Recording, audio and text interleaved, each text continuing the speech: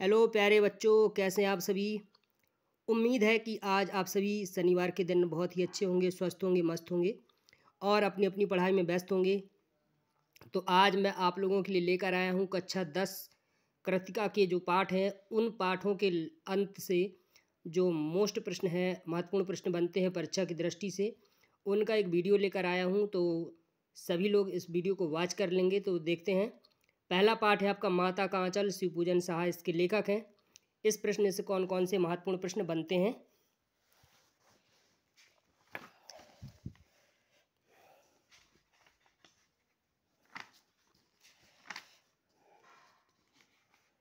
ये भोलानाथ को मूसन तिवारी खदेड़ते हुए, भोलानाथ अपने पिताजी के साथ खेलते हुए, भोलानाथ अपनी माँ की गोद में। इस पाठ से जो महत्वपूर्ण प्रश्न बनते हैं, पहला प्रश्न तो इसका महत्वपूर्ण बनता है, प्रस्तुत पाठ के आधार पर यह कहा जा सकता है कि बच्चे का अपने पिता से अधिक जुड़ाव था, फिर भी विपदा के समय वह पिता के पास न जाकर माँ की शरण लेता है। आपकी समझ से इसकी क्या वजह हो सकती है। दूसरा प्रश्न जो महत्वपूर्ण बनता है वह है, आपके विचार से भोलानाथ अपने साथियों को देखकर सिसकना क्यों भूल जाता है। तो प्यारे बच्चों, सिसकना कहलाता है जब कोई बच्चा रोता है तो वह उसकी आंखों से आंसू तो नहीं आते, पर जो है मुंह से आवाज़ करता हुआ और रोता है, रुंधाता है। अगला प्रश्न है आपका, भोलानाथ और उसके साथियों के खेल और खेलने की सामग्री आपके खेल और खेलने की सामग्री से किस प्रकार भिन्न है। और इसी पाठ से अगला महत्वपूर्ण प्रश्न बनता है, इस उपन्यास अंश में 30 के दशक की ग्राम संस्कृति का चित्रण है। आज की ग्रामीण संस्कृति में आपको किस तरह के परिवर्तन दिखाई देते हैं। अगला महत्वपूर्ण प्रश्न इस पाठ से बनता है, यह माता पिता का बच्चे के प्रति जो वात्सल्य व्यक्त हुआ है उसे अपने शब्दों में लिखिए। अगला महत्वपूर्ण प्रश्न बनता है इस पाठ से, बच्चे माता पिता के प्रति अपने प्रेम को कैसे अभिव्यक्त करते हैं। साना शाना हाथ जोड़ी मधु कांकरिया इस पाठ की लेखिका। गंगटोक शहर का वर्णन। इस पाठ से बहुत सारे प्रश्न महत्वपूर्ण बनते हैं क्योंकि 16 प्रश्न हैं। तो पहला प्रश्न महत्वपूर्ण बनता है, झिलमिलाते सितारों की रोशनी में नहाया गंतोक लेखिका को किस तरह सम्मोहित कर रहा था। दूसरा है, गंतोक को मेहनत कश बादशाहों का शहर क्यों कहा गया है। यह बहुत ज़्यादा महत्वपूर्ण प्रश्न है। तीसरा प्रश्न है, कभी श्वेत तो कभी रंगीन पताकाओं का फहराना किन अवसरों की ओर, अलग अलग अवसरों की ओर संकेत करता है। और अगला प्रश्न महत्वपूर्ण प्रश्न जो बनता है इस पाठ से वह है, लॉन्ग स्टॉक में घूमते हुए चक्र को देखकर लेखिका को पूरे भारत की आत्मा एक सी क्यों दिखाई दी। अगला प्रश्न है, प्रकृति के उस अनंत और विराट स्वरूप को देखकर लेखिका को कैसी अनुभूति होती है।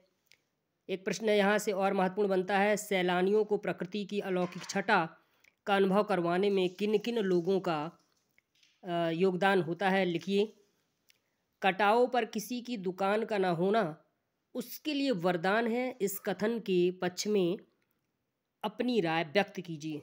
और अगला महत्वपूर्ण प्रश्न, प्रकृति ने जल संचय की व्यवस्था किस प्रकार की है। तो इस पाठ से आपके 3 दूनी 6 8 प्रश्न महत्वपूर्ण बनते हैं। मैं क्यों लिखता हूँ अज्ञे जी की ये रचना है।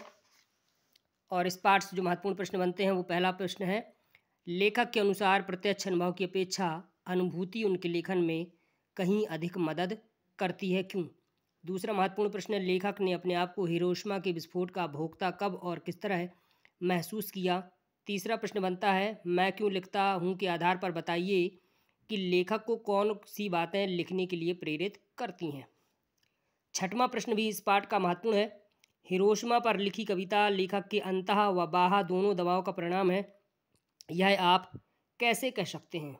और एक प्रश्न 7वां और 8वां भी महत्वपूर्ण है।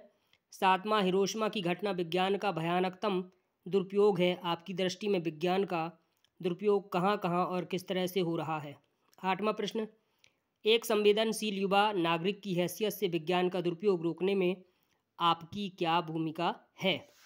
तो ये आपके जो है 3 पाठ थे और तीनों ही पाठों से महत्वपूर्ण प्रश्न। ये पीछे लेखक परिचय दिए हैं, शिवपूजन सहाय, मधु कांकरिया और अज्ञे।